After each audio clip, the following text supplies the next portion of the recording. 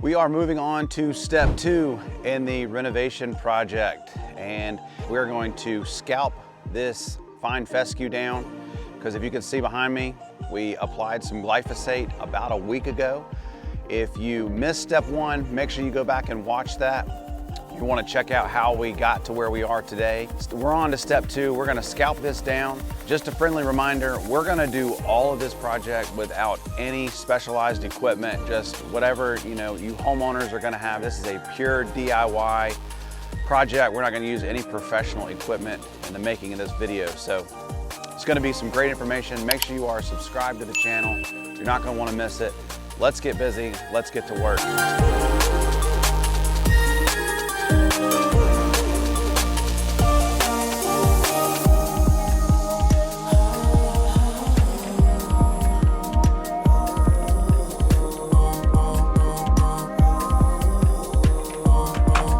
All right, so before we get going too far, I want to show you some of the equipment that we're going to be using. So this is a Ryobi 20-inch battery-powered mower that I bought a couple years ago. As you guys know, I have a 20,000 square foot lawn, so what in the world am I doing with a mower that only has a 20-inch deck? Well, as you know, I have my Toro 50-inch ride-on. So I bought this a couple years ago for really one reason, and this is it right here. It's for my bagger. What we're gonna do, because the area that we are killing off is so small, it would be overkill to use that big 50-inch deck. So I've got this. We're gonna put the bagger on it. We're gonna drop this down to about 1 inch or 1.5 inches. We'll kind of have to play it by ear. But really what we're looking to do is, I noticed whenever I sprayed, and it doesn't matter how good you spray when you're doing your first application of glyphosate, doesn't matter how good of a job you do, you're gonna miss areas. We're going to scalp the ground, we're gonna scalp the grass, we're gonna get it nice and low, and then we're gonna go back and we're gonna add our second application of glyphosate, because we wanna make sure we get a really good kill. Again, we're trying to completely erase the turf that's there. So whether you've got Bermuda grass or you've got another grass type that you're trying to get rid of, this is the exact process you want to use. I'm following my renovation guide that I have for sale on my website. I'm just following the steps exactly as they're laid out in there. So if you want to follow along and you're interested in doing this project on your own, you can either follow along with the video series or go check out my website and go grab one of those renovation guides on your own, and it'll walk you step by step exactly what we're doing here today. Let me set up the camera. I'm gonna show you guys, we're gonna scalp this grass down, and then we'll come back and we'll apply our second round of glyphosate. Let's get busy.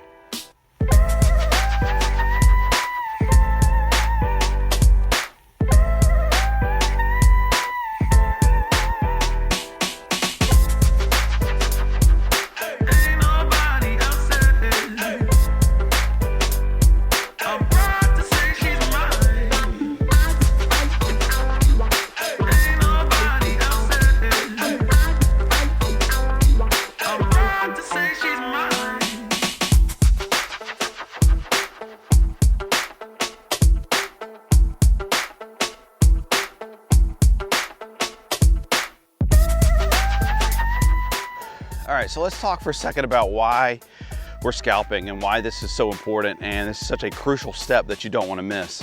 Let me turn the camera around and I'll show you what we're looking at. So if you look down here in the turf, again, we're dealing with fine fescue, and as you look across, you see a pretty good kill, right? But when you get in here really close, you can see that there's still some green in here. So what probably happened is, whenever all of this was alive, when I came across and I sprayed all this, the glyphosate didn't hit these areas. So you can still see there are still some patches of green. Of course, it looks like I missed here. And if we come over here, you can still see some green right here. That's just where I missed, but that's not what I'm talking about. What I'm looking at is down in here in the canopy. You can see some of the green still in here. And in order for this to be a successful project, we have to get that stuff killed. Removing some of the grass and scalping it down ensures that we get really good contact. So when we go back over with our glyphosate now, because all that top growth is gone, we'll get a really good kill on that. All right. So the next thing I'm gonna do is, there were some spots that we had circled out. If you remember, we used the green marking dye or green marking paint just to mark out the areas so we knew exactly where we were spraying. And that kind of limits the amount of damage that we're doing. But again, you can still see some of the green in here, so we'll take care of that. But the mower would be really hard to follow this spot. So what are we gonna do? Well, we're gonna break out the weed eater and we're gonna come in these areas and we're just gonna scalp it using the weed eater, because this isn't, you know, a big enough area for us to use the mower. So let's go get the weed eater and get set up and knock it out.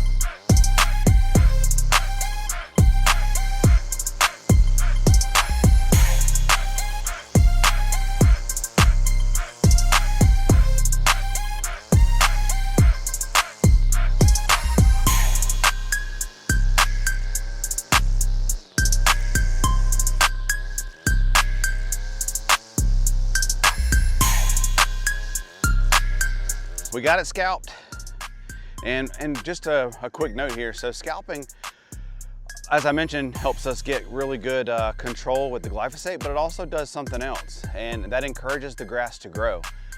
Right, so whatever we just cut, anything that was short down in the canopy, will now be encouraged to grow, which is what we want because we want to kill it. So if it's actively growing, it'll absorb that glyphosate and get really good control. Let's go mix up some more glyphosate, get it sprayed out, and then step 2 is done. Let's go.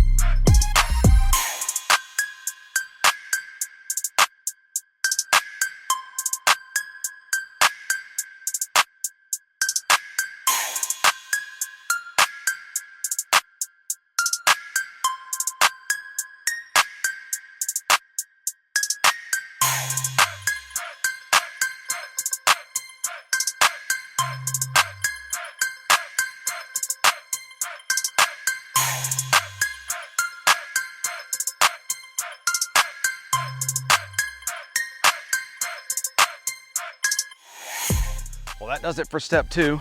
Now we're just gonna wait another 5 to 7 days, see how this kill does. And if we got a really good kill, we'll just repeat the process. Make sure you are subscribed to the channel so you don't miss it. Hit that bell icon so when I post step 3, you don't miss it. Thank you so much for checking out the channel.